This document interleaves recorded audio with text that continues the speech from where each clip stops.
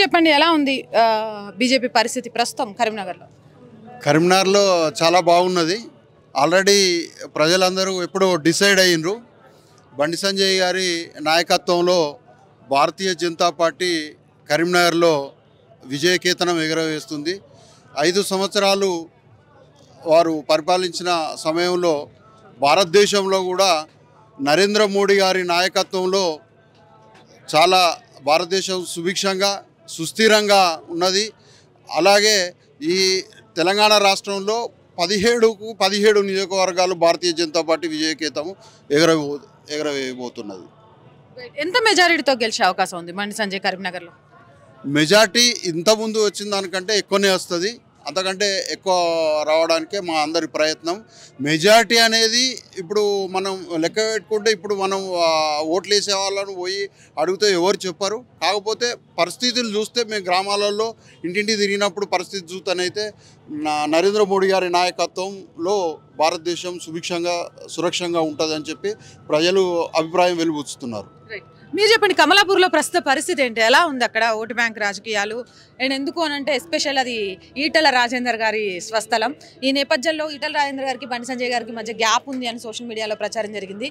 మరి కమలాపూర్లో నిజంగా ఆ గ్యాప్ అనేది మీకు కనిపించిందా? ఈసారి ఓటింగ్ పర్సంటేజ్ ఎలా ఉండబోతుంది? కమలాపూర్లో ఈటల రాజేందర్ గారి వ్యవస్థ బాగుంటుంది. ఈటల రాజేందర్ గారితో భారతీయ జనతా పార్టీలోకి వచ్చినందరూ కూడా ఇప్పుడు బండి సంజయ్ గారితో కూడా కలిసి పనిచేస్తూ ఉన్నారు.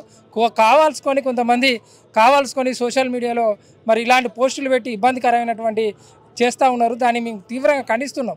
ఎందుకంటే బండి సంజయ్ గారు మరి ఏ పార్టీలు ఉన్నారు, ఈటల రాజేందర్ గారు ఏ పార్టీలు ఉన్నారు, ఇద్దరు కలిసి బీజేపీలో ఉన్నారు కదా. మరి ఇద్దరికి సయోధ్య ఖచ్చితంగా మంచి అభిప్రాయంతో వీళ్ళిద్దరు కలిసి కూడా మరి అనేక సందర్భాలలో మేము ఆడికి పోతే కూడా మీరు ఆడ ఉండొద్దు, మీరు కమలాపూర్ పోండి, మరి కమలాపూర్లో పనిచేయండి, మనం ఓట్లు నాకన్నా ఎక్కువ రావాలని మరి ఈటల రాజేందర్ గారు మరి స్పష్టంగా చెప్తా ఉన్నారు. మేము ఆడికి పోతే కూడా నాకనే కాదు, మీరు ఆడపోయి పనిచేయండి, మరి అక్కడ ఓట్లు ఎక్కువ రావాలి, అదే మనం విలువనిస్తుంది అని చెప్పేసి ఈటల రాజేందర్ గారు స్పష్టంగా చెప్తా ఉన్నారు.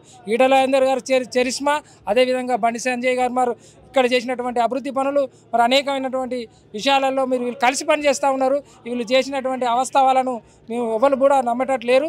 ఖచ్చితంగా కమలాపూర్లో మాత్రం ఇవాళ అందరూ మేము కలిసి పనిచేస్తూ ఉన్నాం.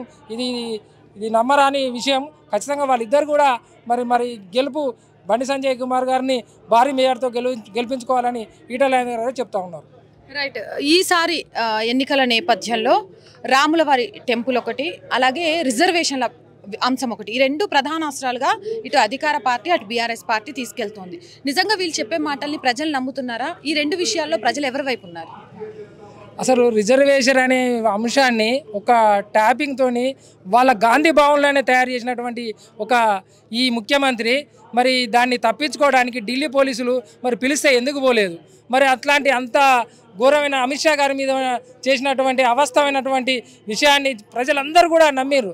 మరి నరేంద్ర మోడీ గారు మరి చేసినటువంటి వారి కృషి, మరి అమిత్ షా మాట్లాడినటువంటి మాటలను ట్యాపింగ్ చేసి మరి అట్లాంటి మాటలను అసభ్యంగా మరి మాట్లాడినట్టుగా చిత్రీకరించి మరి చేసినటువంటి మాటలను ఎవరు కూడా ప్రజలు కూడా నమ్మే పరిస్థితి లేరు.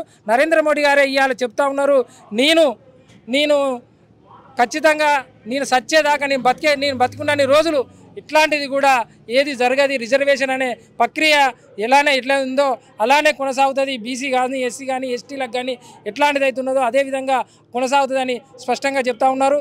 అదేవిధంగా ఇక్కడ ఉన్నటువంటి వ్యవస్థలో మరి భారీ మెజార్టీతో బండి సంజయ్ కుమార్ గారు భారీ మెజార్టీతో గెలవడానికి అనేక అంశాలున్నాయి, అనేక విషయాలున్నాయి. అవన్నీ కూడా చర్చించుకుంటూ పోతే అభివృద్ధి పదంలో ఎన్నో విషయాలలో మరి ముందుకున్నాం. ఇవాళ అక్షంతల గురించి మాట్లాడుతూ ఉన్నారు. నిన్న కమలాపూర్కు పున్నం ప్రభాకర్ గారు వచ్చారు. అక్షంతల గురించి, ఫోటోల గురించి, రాములవారిని గురించి మరి అసభ్యంగా మరి దేవస్థానాల గురించి మరి వాళ్ళు ఎంత ఘోరంగా మాట్లాడుతూ ఉన్నారంటే ఏదో కోపన్ బియ్యం తీసుకొచ్చి దానికి రంగు పూల్చి ఇంటింటికి పంచిర్రు, దాన్ని నమ్మద్దని అంటున్నారు. మరి దేవుని అక్షంతలను మీ ఇంటింటికి పంచితే ఇంటికి పోతే వాటిని ఆధారంగా వాళ్ళు మంగళహారతిలో తీసుకొని వాళ్ళ దేవుని దగ్గర పెట్టుకొని పుట్టినరోజులకు కావచ్చు, అదేవిధంగా అనేక మంచి రోజులకు వాడుకుంటూ మరి రాములవారి ప్రతిష్ట రోజు అందరూ అక్షంతలు వేసుకొని మంచి కార్యక్రమం చేసినటువంటి ఆ కార్యక్రమాన్ని అసభ్యంగా అహంకారంగా ఆలోచన లేకుండా మరి దేవుణ్ణి కూడా కించపరిచే విధంగా మాట్లాడుతూ ఉన్నారు. ఆ దేవుడే వీళ్ళను శిక్షిస్తాడు, ఆ దేవుడే వీళ్ళకు 50 సీట్ల కన్నా అతి తక్కువ సీట్లు కూడా 50 లోపే, దేశంలో 50 లోపు సీట్లే వీళ్ళకు అంకితం అవుతాయి. రైట్. మొత్తం తెలంగాణలో బీజేపీ ఎన్ని సీట్లు గెలుచుకుంటారు?